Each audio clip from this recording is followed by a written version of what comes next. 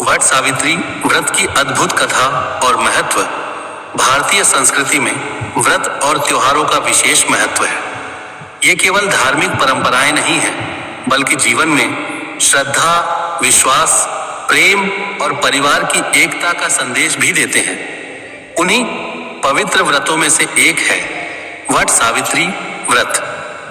यह व्रत विशेष रूप से विवाहित महिलाओं द्वारा अपने पति की लंबी आयु, सुख समृद्धि और अखंड सौभाग्य के लिए किया जाता है।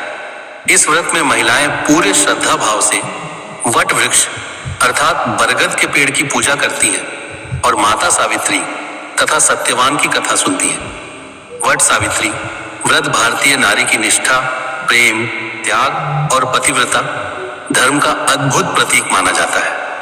यह व्रत ज्येष्ठ मास की अमावस्या या पूर्णिमा को विभिन्न क्षेत्रों में मनाया जाता है। इस दिन अब महिलाएं उपवास रखती हैं, पूजा करती हैं और अपने परिवार की सुख शांति के लिए प्रार्थना करती हैं। वट सावित्री व्रत की पौराणिक कथा प्राचीन समय में मध्य देश में अश्वपति नाम के एक धर्मात्मा राजा राज्य करते थे।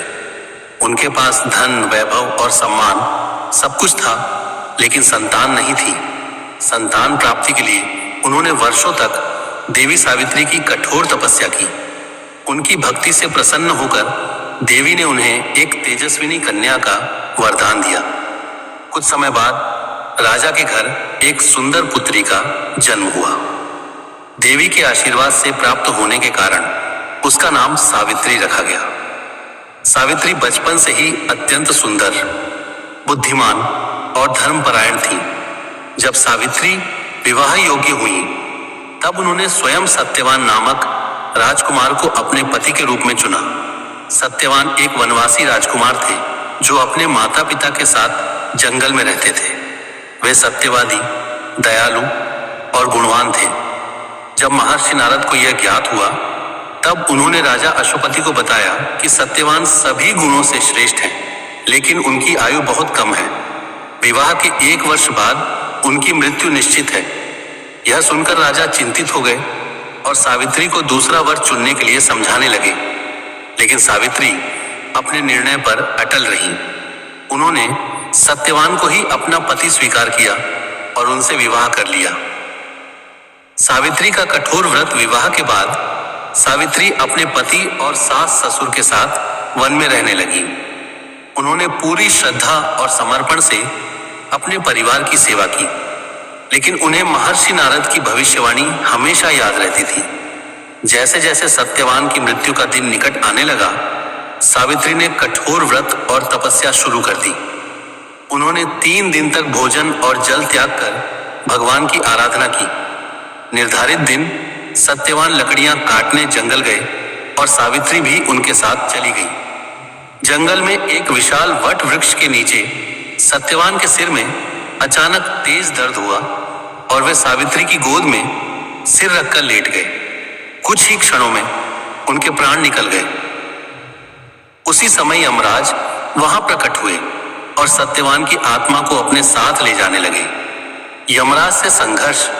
जब यमराज सत्यवान के प्राण लेकर जाने लगे, तब सावित्री भी उनके पीछे चल पड़ी। यमराज ने उन्हें कई बार वापस लौटने के लिए कहा, लेकिन सावित्री ने कहा कि पति जहां जाएंगे वहां तक पत्नी का साथ देना उसका धर्म है। सावित्री की निष्ठा, मधुर वाणी और पतिव्रता धर्म से यमराज अत्यंत प्रभावित हुए। उन्होंने सावित्री से वरदान मांगने को कहा। सावित्री ने पहले अपने अंधे सास ससुर की आंखों की रोशनी और उनका खोया हुआ राज्य वापस मिलने का वरदान मांगा। यमराज ने यह वरदान दे दिया। फिर भी सावित्री उनके पीछे चलती रही।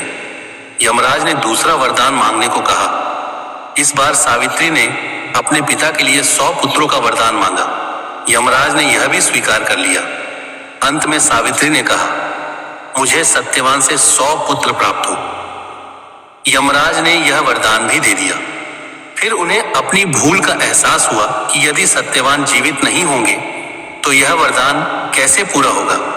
सावित्री की बुद्धिमानी, प्रेम और अटूट निष्ठा से प्रसन्न होकर यमराज ने सत्यवान के प्राण लौटा दिए। इस प्रकार सावित्री ने अपने पतिव्रत धर्म और दृढ़ संकल्प से मृत्यु के देवता को भी झुका दिया। वट वृक्ष का महत्व। वट सावित्री व्रत में वट वृक्ष की पूजा का विशेष महत्व है। वट वृक्ष अर्थात बरगद का पेड़ हिंदू धर्म में अत्यंत पवित्र माना जाता है। इसकी लंबी आयु और विशालता इसे अमरता और स्थिरता का प्रतीक बनाती है। मान्यता है कि वट वृक्ष में ब्रह्मा, विष्णु और महेश तीनों देवताओं का वास होता है। इसकी जड़ें जीवन की गहराई और मजबूती का प्रतीक हैं, जबकि इसकी फैली हुई शाखाएं परिवार की समृद्धि और उन्नति को दर्शाती हैं। महिलाएं वट वृक्ष के चारों ओर धागा बांधकर उसकी परिक्रमा करती हैं और अपने पति की लंबी आयु की कामना करती हैं। वट सावित्री व्रत की पूजा विधि। इस दिन महिलाएं सुबह जल्दी उठकर स्नान करती हैं और नए वस्त्र धारण करती हैं। 16 श्रृंगार करके वे पूजा की तैयारी करती हैं। वट वृक्ष के नीचे जल, फूल, फल, रोली, अक्षत और मिठाई अर्पित की जाती है। महिलाएं कच्चा धागा लेकर वट वृक्ष की परिक्रमा करती हैं और धागा बांधती हैं। इसके बाद सावित्री और सत्यवान की कथा सुनी जाती है तथा परिवार की सुख समृद्धि और पति की लंबी आयु के लिए प्रार्थना की जाती है। व्रत का धार्मिक और सामाजिक महत्व। वट सावित्री व्रत केवल धार्मिक अनुष्ठान नहीं, बल्कि भारतीय संस्कृति में नारी शक्ति और परिवार के महत्व का प्रतीक है।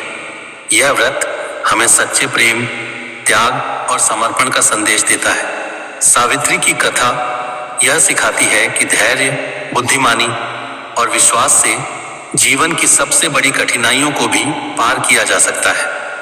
यह व्रत परिवार में प्रेम और एकता को मजबूत करता है। महिलाएं पूरे श्रद्धा भाव से इस परंपरा को निभाकर भारतीय संस्कृति को जीवित रखती हैं। निष्कर्ष, वट सावित्री व्रत भारतीय संस्कृति और नारी शक्ति का अद्भुत प्रतीक है।